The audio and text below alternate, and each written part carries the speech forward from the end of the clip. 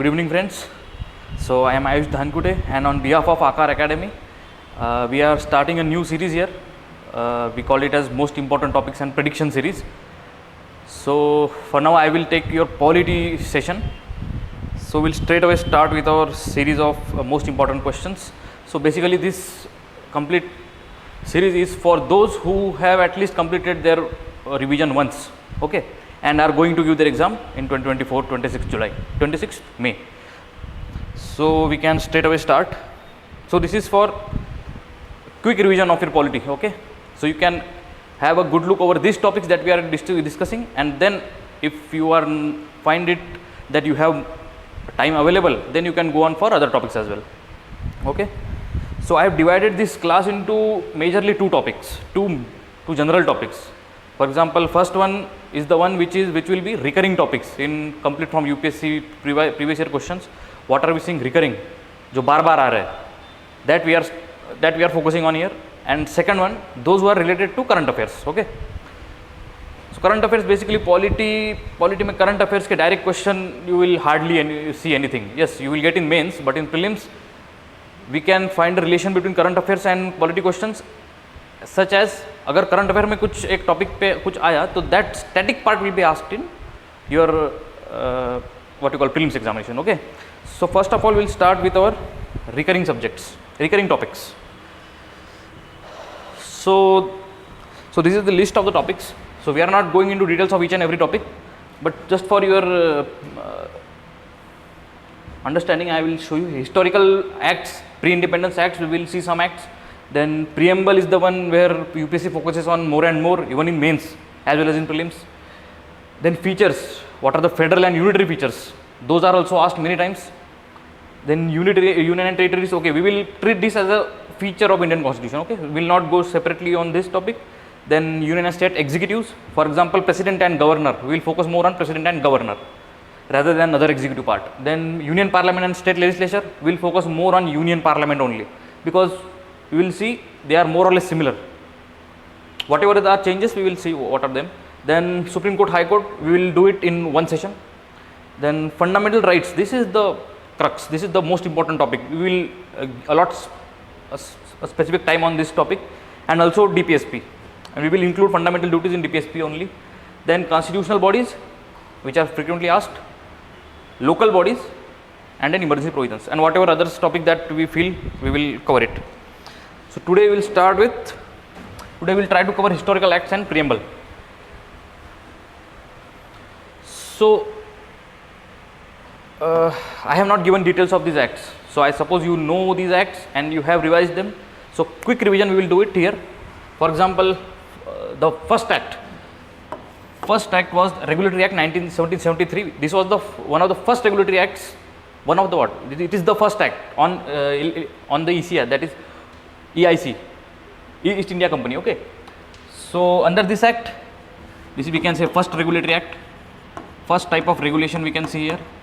Then next thing under this act was, there were governors already before this act, but after this act a new governor of Bengal was made Governor General of was nomenclatured as Governor General, okay. He was still of Bengal only, so his name was Warren Hastings.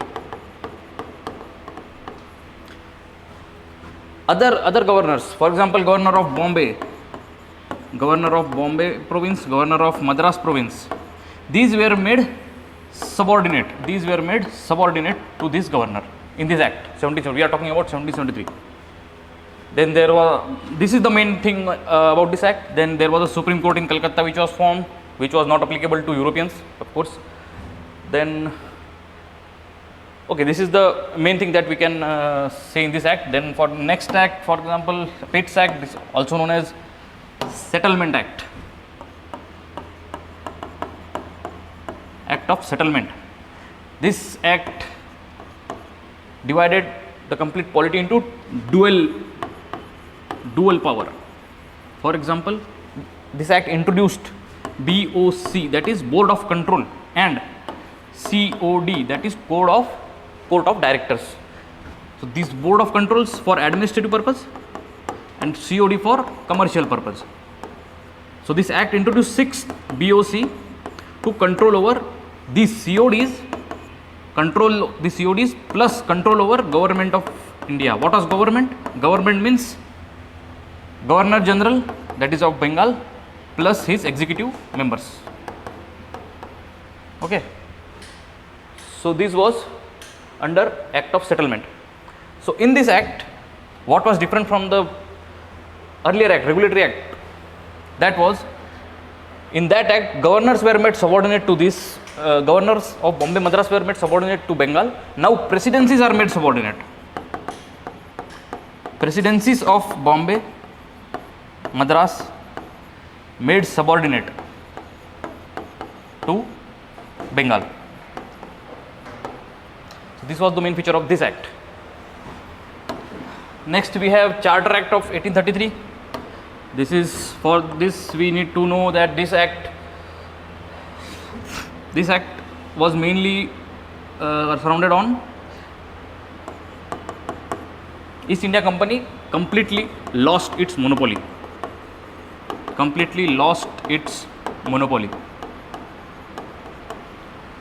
Okay. Then there was, next thing about this act, we are talking about 1833, is decentralization. Sorry, I mean to say centralization. Complete centralization. Legislative centralization as well as financial centralization. Because of this centralization, the assemblies of Bombay, Madras were dissolved. There were no assemblies now, only assembly was of Bengal, and Governor General of Bengal was made Governor General of India. His name was William Bentinck, first Governor General of India, William Bentinck. This is the main thing of Charter Act 1833. One more thing is there, complete East India Company debt was transferred to Government of India. This is one of the main things. Okay. So likewise we need to have some understanding about these. For example, we will see quick, for example, this Charter Act 1853. This was mainly foundation of parliamentary form of government. Foundation of parliamentary form of government, that is legislature and executive was differentiated. Next, first time civil service exam was started here. Civil service exam started in under this act. Previously to this act, the officers were appointed directly by Code of Directors on their recommendation. So this is the main thing of Charter Act of 1853. Next we will switch on to this. This is the main act, 1858, Government of India 1858. This completely abolished or dissolved, was completely dissolved. EIC was completely dissolved. The Board of Control were done away with. COD were done away with. And complete control of Crown control. Complete control of Crown, of England Crown.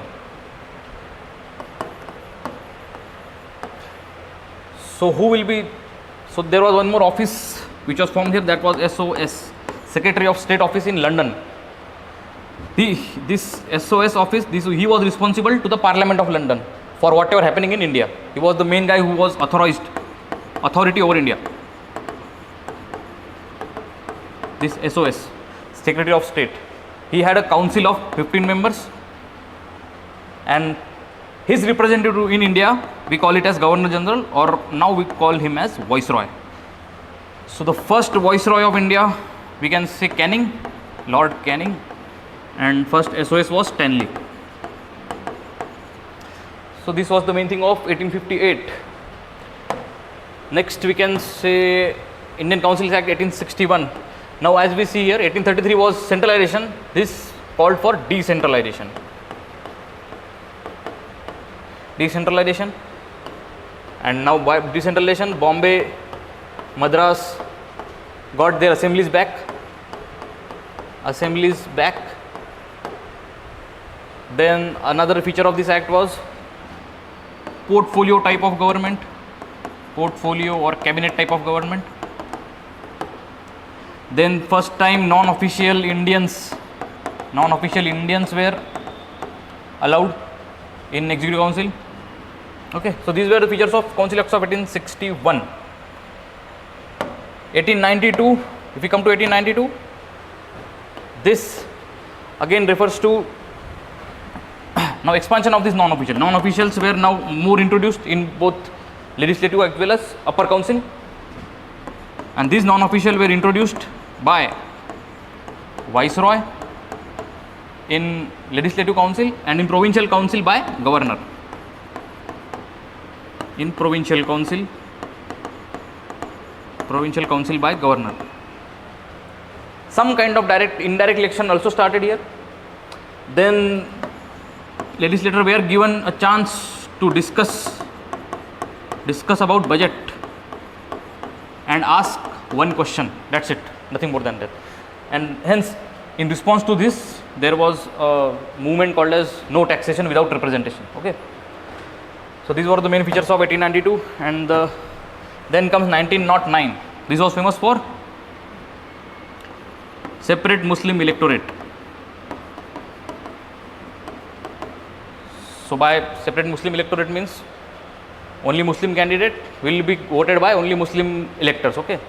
So separate electorate for only for Muslims, not for any other else. Okay.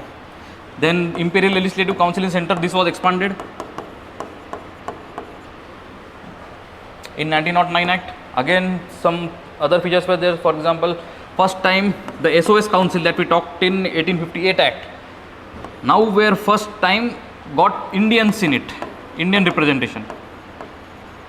2 Indians were added in the SOS Council, and Executive Council of Governor, Executive Council, one Indian was also added here also. His name was Satyendra Prasad Sinha. That's not important, but his name was Satyendra Prasad Sinha, and he was added in Executive Council. First Indian Executive Council and 2 Indians in SOS, Secretary of State. Here also budget was allowed to discuss, plus one question can be asked, plus one supplementary question also can be asked. Okay. Next, now 2 most important acts as we see here are 1990 and Government of India 1935.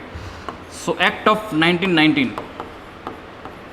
In this act, we can say we got from this act the preamble that we have today, part of it. Then we saw bicameralism. Bicameralism first time in center. What is bicameralism? Council of States and Legislative Assembly. For now we call it Lok Sabha and Rajya Sabha. Okay? The next one that we found in 1919 is there was a diarchy in center. Now what do you mean by diarchy? For example, diarchy was not in center, it was in provinces. Diarchy in provinces. So diarchy means the subjects that we know today, current concurrent list, state list and center list. These lists were not actually mentioned in anywhere, but they were delegated down. For example, 2 lists were there. For example, transferred subjects and reserved subjects.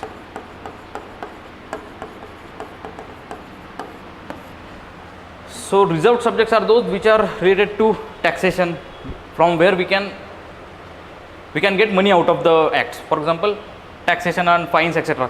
So these reserved subjects were reserved for whom? For Governor General and his Executive Council, which were not responsible to the Parliament. While the transfer subject, for example, public health, education, etc., they were given to Governor General and his Legislative Council, which were responsible and dependent on these members for the money. So this was kind of a diarchy in provincial level.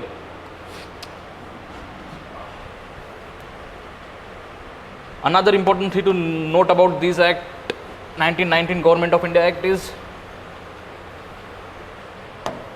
now 25% budget can be voted upon. Next, High Commissioner of India in London. This was a new office, High Commissioner of India in London. Then what we see, Speaker, Deputy Speaker office was from this Act. Then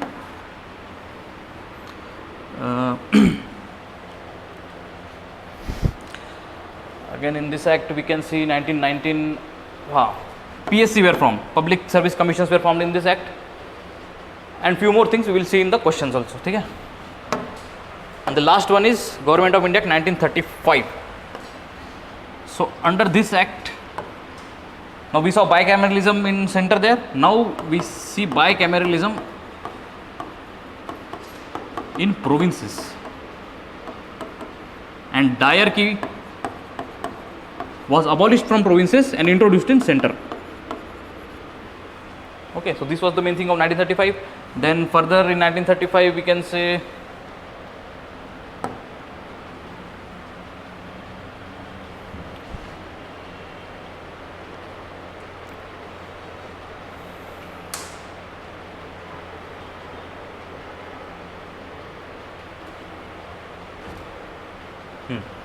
Indian Council was removed. Indian Council, that is Secretary of State, this was removed. This was removed. Then we see Federal Court was formed. Federal Court, Railway Authority was formed. Then CAG we see today was a emergence from this 1935 Act. Then instrument of, for example, DPSPs that we see today were also part of it, were influenced from this act. Then further federalism was introduced. For example, Aden was removed from India. Bengal, Odisha was separated. Then again few more things are there, we will see in the questions only. Okay, so basically you need to be thorough with at least these acts. There are more than these acts. These are the only few acts that I have mentioned. These are important.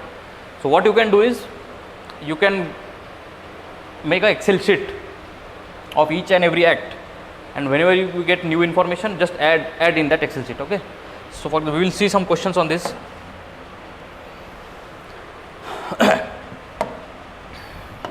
Okay. Consider the following statements about Charter Act 1853. It laid the foundation of parliamentary system of Government of India. Now, as per our discussion, this is the right answer. This is the correct statement. It abolished the East India Company's trading monopoly completely. Now, we already seen this was done in Charter Act of 1833. Completely abolished the monopoly. So, this is wrong statement. It introduced an open competition system for selection and recruitment of civil servants. Yes, the civil service exam was started in this act. So, two statements are correct. Only two is the answer. We'll move ahead.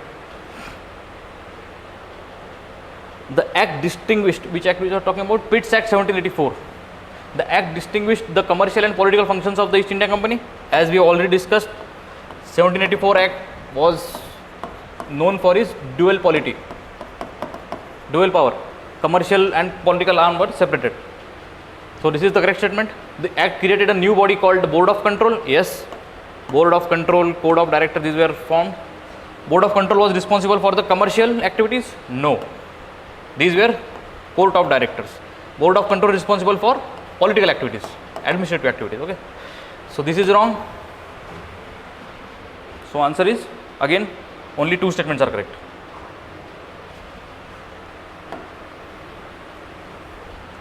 Now with reference to the concept of separate electorates, consider the following statements. Separate electorates we have already seen. That means, for example, a Muslim separate electorate, candidate will be a Muslim candidate, voters will also be Muslim. Okay? That is a separate electorate. The condition that we are in today is a joint electorate. Joint, for example, joint electorate is a reserved seat. आता काय आपल्याकडे, for example एखादी SC seat reserve असते पण vote सगळेच करतात ना, तेव्हा तसं नव्हतं. मुस्लिम सीट रिझर्व होती पण candidate was the electors were also Muslim, and this separate electorate concept was further expanded in government of India 1935. म्हणजे फक्त मुस्लिमच नाही, मग सिख, हिंदू वगैरे सगळे यांचे पण सेपरेट इलेक्टोरेट झाले होते. ठीक आहे. सो क्वेश्चन काय म्हटलं आहे? The Indian Councils Act of 1909 provided separate electorate for Muslims for the first time. This is correct statement. 1909 was famous for this act. According to the concept of separate electorates in the constituency reserved for Muslim, the members were to be elected only by Muslims. He definition as separate electorate. This is also correct.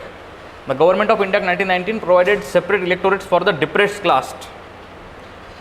हे बरोबर आहे. Government of India 1919 expanded this separate electorate provision, but not for the depressed class.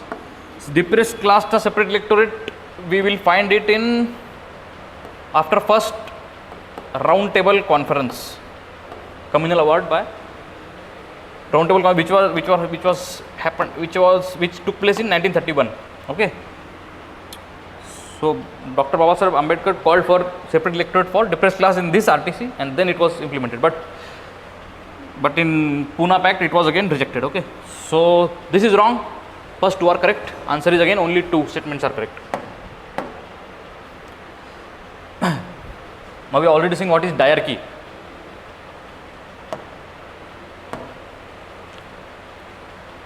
So in current system we have state list, concurrent list, union list. ठीक है, and these are mentioned in constitution.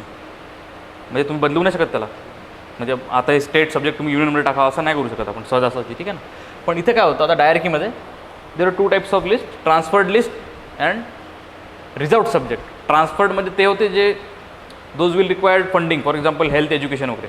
आणि रिझर्वमध्ये असे that will give you money, taxes वगैरे, taxes related. ठीक आहे ना. The transferred subject were given to those who were not responsible, and reserved subjects were allotted for themselves. Okay, so we'll see diarchy. In this system, the legislative subjects were divided into transferred and reserved list. Correct statement. This is correct. The transferred subjects were to be administered by the governor and his executive council without being responsible for the legislative council. And the reserved subjects were to be administered by governor with the aid of ministers responsible for the legislative council. So these two are wrong statement. For example, transfer subjects are dealt by governor and legislative council, and reserved subjects are dealt by governor and executive council. So this statement is reversed. So both are wrong. So answer is only one.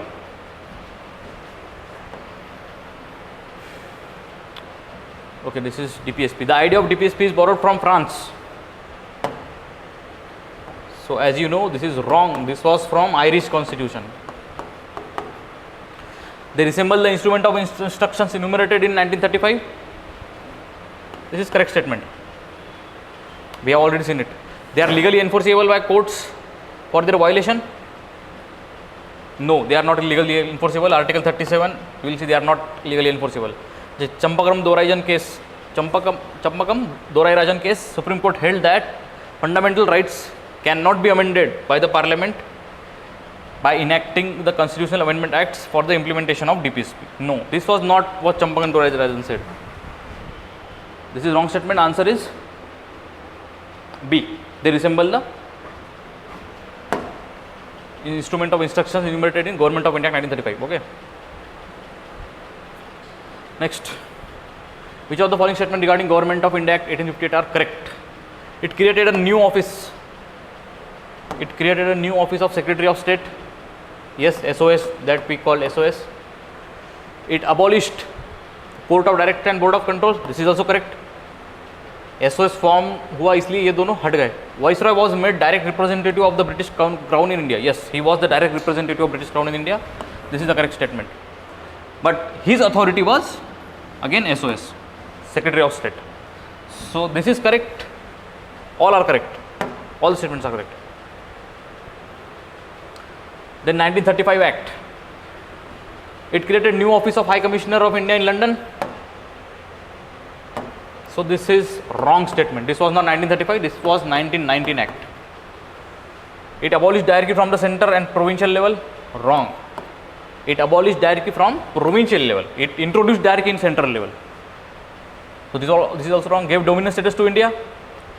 No, this did not give dominant status to India. That's why Jawaharlal Nehru called it as no engine, all bricks, because dominant status was not given. So all the three statements are wrong. Answer is none of the above.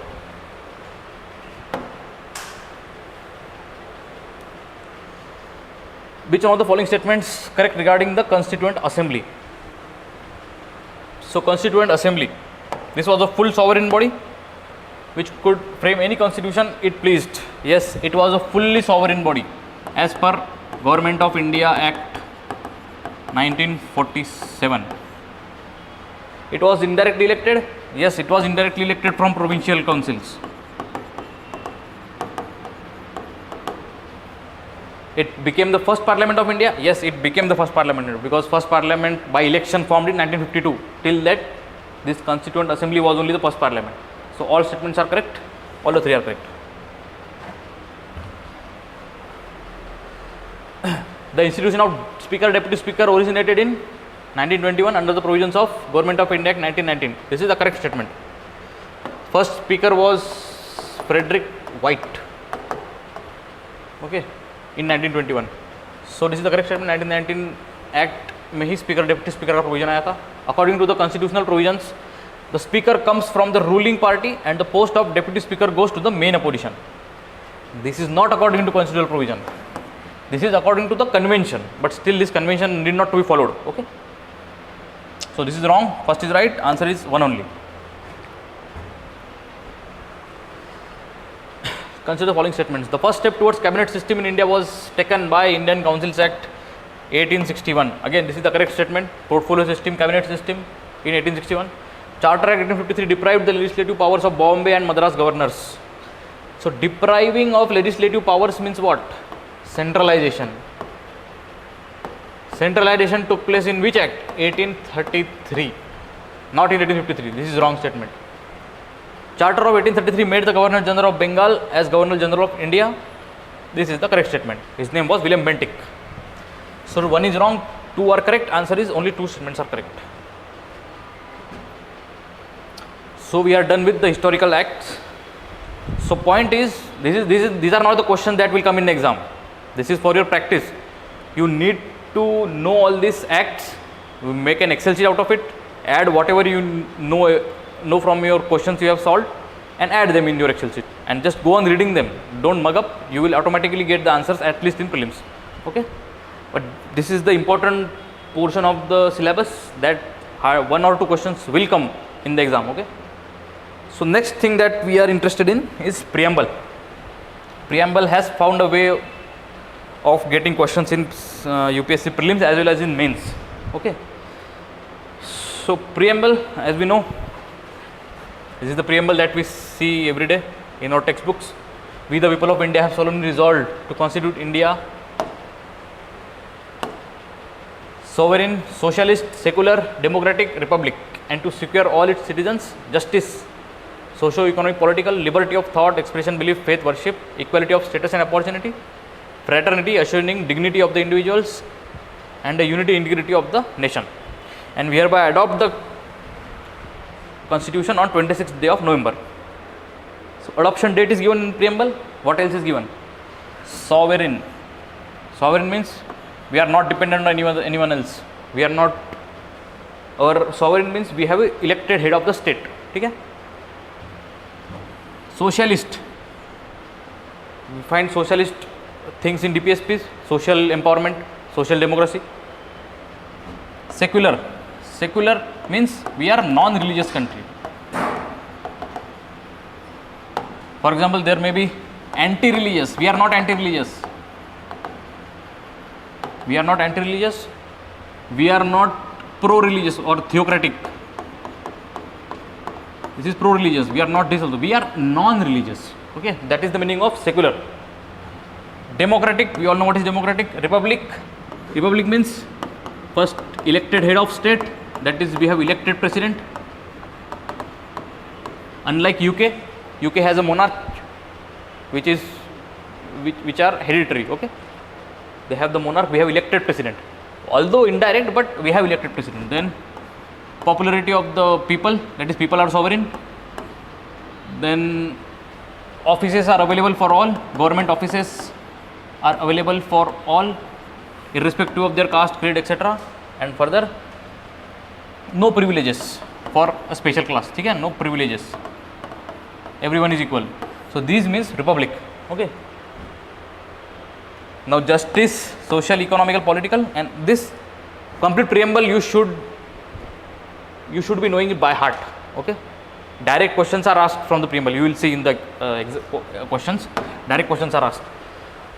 Then further what we can, again one more thing is that this was not the original preamble at the time of constitution. ठीक है ना, त्याच्यात काय नव्हतं? Socialist, secular and this integrity. these three words were added in 42nd Amendment Act, 42nd Constitutional Amendment Act, 1976. ठीक है. So you can say that preamble is amendable. We can amend it. So let us dive into some questions now. But thing is that you need to remember the preamble by heart. We cannot skip any question on preamble. You cannot get negative marking on any question of preamble. That is not acceptable. Okay. First question. Consider the following statements about preamble of Indian Constitution. It indicates that people of India are source of authority of the Constitution. This is correct statement. It states that the objective of the Constitution seeks to establish and achieve for the country.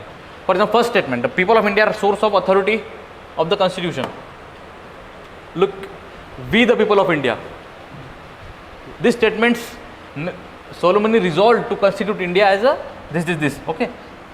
So that's why the first statement is correct. We the people of India are the source of authority.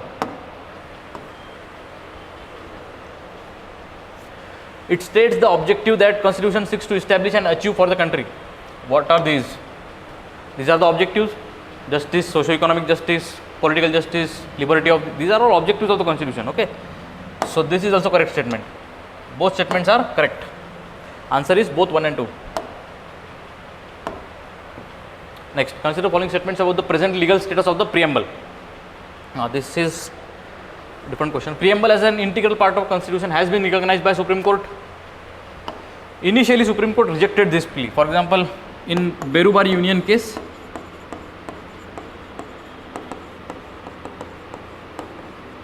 Supreme Court says that preamble is not part of Constitution. Preamble is not the part of Constitution. But next, in Keshwanand Bharati case, Supreme Court overturned its decision and said preamble is a part of Constitution. Preamble is a part of Constitution. Okay. So preamble as integral part of Constitution has been recognized by the Supreme Court. This is the correct statement. Preamble is justicable by itself in the law. Preamble in itself is not justicable by court of law. ठीक है ना? You cannot go into court and say that my preamble is violated. Preamble is a source, overall thing. ठीक है ना? After preamble, we have to apply those objectives in preamble. We have fundamental rights, DPSP, fundamental duties, etc. So if a fundamental right is violated, then you can go in court and say that my right is violated. Then court can take its own course. But you cannot go and say my preamble is been violated. Okay. So this is not, preamble is not justificable by law by itself. It has to be supplemented by the other acts also. Okay. So this is the wrong statement. The Parliament cannot amend the preamble. This is again the wrong statement. We already seen 42nd Amendment Act added few things in preamble. So we can amend the Parliament, amend the preamble. Preamble is part of basic structure of the Constitution. Yes, preamble is also part of basic structure of the Constitution. Means part of it, not all. Okay. So all the four statements, preamble, 2 are right and 2 are wrong, right? Preamble as integral part of Constitution has been recognized. This is right. Preamble justicable, no. Cannot amend the preamble, this is also wrong. Part of basic structure, this is okay. So only 2 are correct. Preamble of Indian Constitution declares the nature of Indian state to be sovereign, socialist, secular, republic, democratic. In the consideration of the following statements about the word sovereign. What is sovereign? India is neither a dependency nor a dominion of any other nation. Correct. For example, Canada. Canada is a dominion of UK. आजही Canada's monarch is UK. UK का monarch is same as Canada's monarch. ठीक है? Commonwealth nations. India is an independent state. Of course, India is an independent state. India can neither acquire a foreign territory nor cede a part of its territory in favor of foreign state. This is wrong. India can do it. India has done it. For example, 100th Constitutional Amendment Act has ceded some of its territory in Bengal to Bangladesh. Okay, India can do that. Can cede some territory to a foreign territory and take a part of territory in its own. Okay? So India can neither acquire nor see the part of it, this is wrong statement. Okay, so this is wrong. Answer is only two statements are correct. Consider the following statements about the idea of liberty mentioned in the preamble. Okay, liberty means complete absence of constraints by the state on the activities of the individual. This statement is partially correct, partially incorrect. What it says, complete absence of constraint. This is wrong. If you give complete freedom, then you know what will happen. For this constraint we have, for example, article, there are certain constraints on each fundamental right. Fundamental rights are not absolute rights. Fundamental rights are not absolute. There are some constraints. For example, right to freedom, freedom of speech and expression. Freedom of speech and expression has some constraints. Constraints such as it should not affect public order, security, friendly relations with other countries, defamation, incitement of violence. These are all constraints. So there are constraints. Absence of constraints is a wrong answer. Okay? So this is a wrong statement. Liberty of thought, expression, belief, faith and worship provided in the preamble. Copy paste. This line is copy paste from the preamble. Liberty of thought, expression, belief, faith and worship. If we see the preamble, liberty of thought, expression, belief, faith and worship. This is a previous year question, I guess. So this is wrong and this is right. Aspect of liberty of citizens of India are given through the fundamental rights. Yes, liberty of citizens is given through fundamental rights. So two statements are correct, one is wrong. Next, consider the following statements about preamble. It provides for economic and social equality for all citizens. Economic and social equality for all citizens. It assures dignity of the individuals of the country. This is right. Social and economic equality for all the citizens. This is wrong statement. Now, why I said that you need to by heart the preamble? Because of this. It provides economic social equality for all citizens. Now see the preamble. Equality of status and opportunity. That's it. Status and opportunity for all. Question में क्या था? Status and opportunity. Economic and social equality. So this is wrong. So according to preamble, this is wrong. This is right. Answer is only two only. Which one of the following are the main features of republic country? I have already told you. The head of the state is always elected directly by the people for a fixed period. Head of the state. Who is head of the state? President. Is he elected directly? No, he is elected indirectly. So this is wrong statement. Political sovereignty. Look, republic country can have this. And head of the state is, if the statement would have been, for example, head of the state always was not there. Head of the state elected directly by the people for a fixed period. If I say here can, head of the state can be elected directly by the people for a fixed period, this was right statement, okay. But since it says always, so what happens? Indirect election is completely lost here, okay. So the problem falls then in India. India is a republic, but indirect election for the president, okay. So first statement is wrong because of directly election. So first is wrong. Second, political sovereignty vested in the people of India. Yes, this is correct. This is wrong. Absence of any privileged class. This is also one of the feature of republic nation. Okay. So this, forget about the options. You can say two statements are correct. One is wrong. Okay. Consider the following objectives: political justice, economic liberty, equality of status, unity and integrity of India. Which one of the above is represented in the preamble? All, 3 and 4. 3, equality of status, unity and integrity of nation. Economic liberty is not mentioned. That's why you need to remember the preamble. Political justice is also not mentioned. I think political justice mentioned है क्या?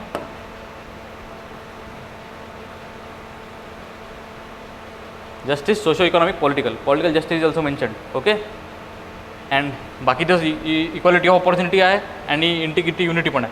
So political justice is also mentioned. Answer is not 3 and 4. Answer will change now. Political justice is mentioned, equality of state is mentioned, unity integrity of nation is mentioned.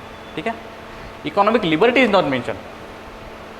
Again, a reason for you to prepare the preamble, by heart the preamble. 1, 3, 4. Consider the following statements about secularism. Indian secularism opposes inter and intra-religious discrimination. Yes, this is the correct statement. Look, secularism in India and secularism in West are two different things. In West, secularism and politics are completely two different things. Politicians have nothing to do with the religious background. Okay. In India, we follow some kind of reforms in religion. For example, in fundamental rights, you will see government can throw open Hindu institutions for allowing Hindu and other community to enter in it. Okay? And in religious institution also, secular things can be governed by the government. Okay? Now, whichever are not non-religious things in religious institutions can be governed by the state. So, Indian secularism does not oppose, it actually favors, opposes, inter-religious, what is it favors? It favors religious reforms. Religious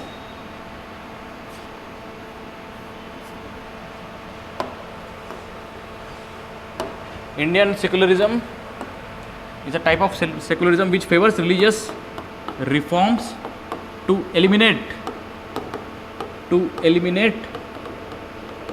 what? Inter-religious and intra-religious discrimination.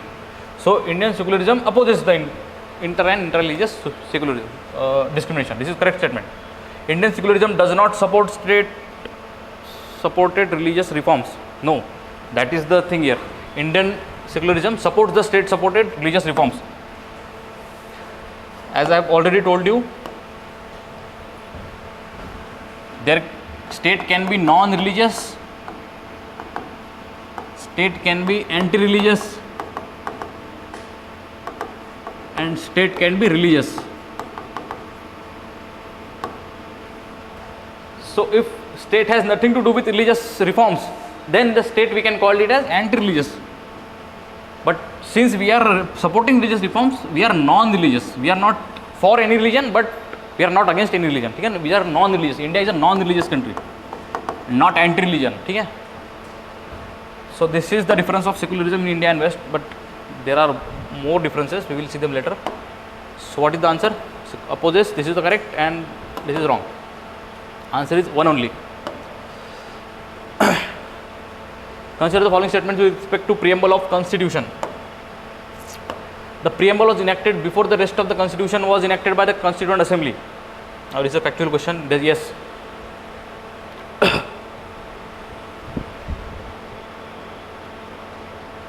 So preamble was enacted after the rest of the Constitution was enacted by the Constituent Assembly. So this is wrong statement. Preamble is based on objective resolution drafted by Jawaharlal Nehru in 1946. Yes, this is the correct statement. Answer is only 2.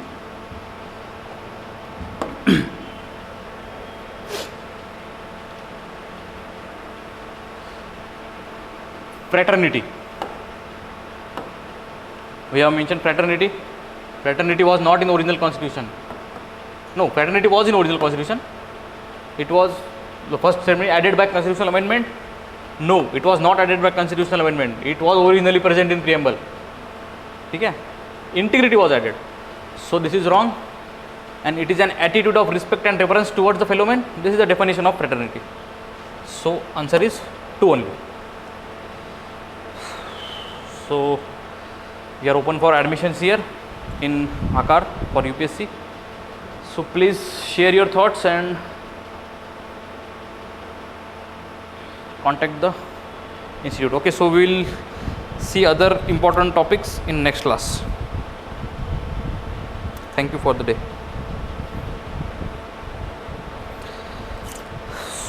So from this class it is should be noted that now this thing historical acts and preamble, this has nothing to do with current affairs, ठीक है ना. पण तरी पण preamble has to be by hearted by you because direct questions are being asked, you cannot make them wrong in exam, ठीक है ना. So this is the main issue with preamble. And historical acts, as I have already given the list, those are the important acts. Just make the Excel sheet and with your Lakshmikant and whatever books you read, just add whatever you see in the act, important things. And whenever you solve questions, if you get something on acts, if you see any new information, add that thing in the Excel sheet and repeatedly go through the Excel sheet. No need to mug up, ठीक है. You will automatically get the answers. Thank you.